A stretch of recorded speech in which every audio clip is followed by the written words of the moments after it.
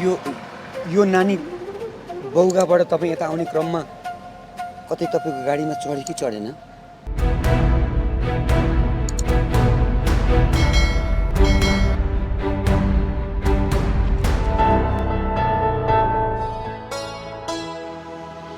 यो तपाईँको को हो र? मेरो श्रीमती? मेरो छोरी भाउ। ए भनेपछि ज्वाइँलाई बहिनी बालाई छोरी चाहिएर रहेछ नि त। मैले त्यही खोजेँ। ल हिँड्नुहोस् बस, आउनुहोस् आउनुहोस् न, हिँड्नुहोस् न। मैले बुझेँ तेरो कुरा।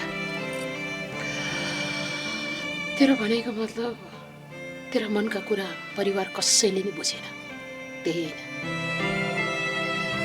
सौतेनी शब्द मन परेन तँलाई, सौतेनी शब्दले मन खोज्यो।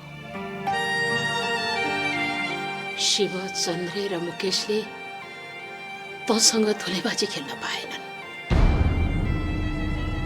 अनि चार दाजुभाइले तँलाई लोककथा कि पहिले जस्तै माया गर्न र संरक्षण गर्न सकेनन्। त्यही होइन तेरो कुरा? हो, बल्ल मलाई जन्म दिने आमाले पनि नसोधेको अनि मेरो बा आमाले सोधुन् भन्ने मनमा लागेको कुरा तपाईले सोध्नु भयो।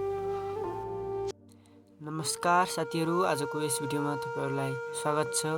आज हामी सकस भाग 139 को रिभ्यू लिएर आएका छौं। भिडियो ढिला नगरी सुरु गरौँ।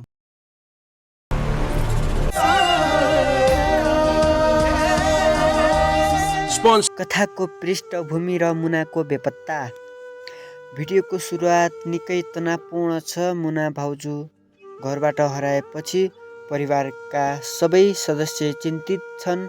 चन्द्र दाई र सन्देशले उनलाई जङ्गल र गाउँका विभिन्न ठाउँमा खोजिरहेका छन्, तर कतै अत्तोपत्तो छैन। आमा सासू पनि घरमा पीरले छटपटाइरहेकी छिन्। मुनाको नयाँ सङ्घर्ष।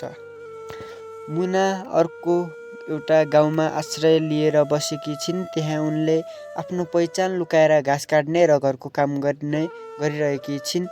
सोही क्रममा उनले भेट एक ट्रक ड्राइभरसँग हुन्छ, जसले मुनालाई आफ्नी बहिनी जस्तै ठानेर सहयोग गर्न खोज्छ।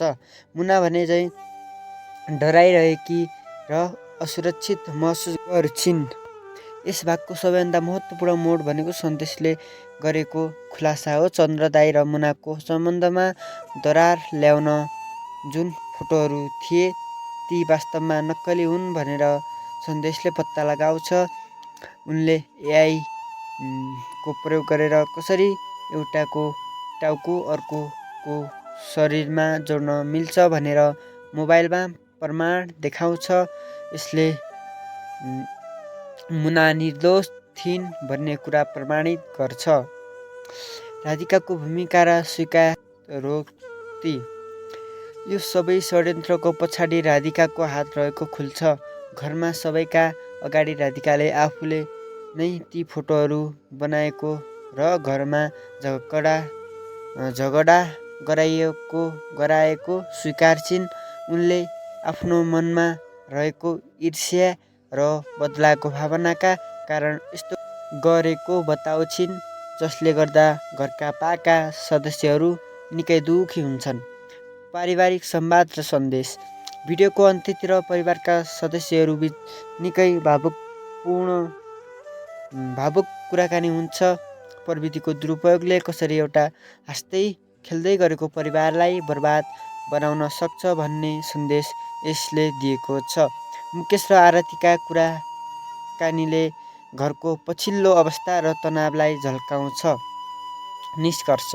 समग्रमा यो भागले समाजमा बढ्दो प्रविधिको दुरुपयोग र यसले पार्ने नकारात्मक असरलाई देखाउन खोजेको छ।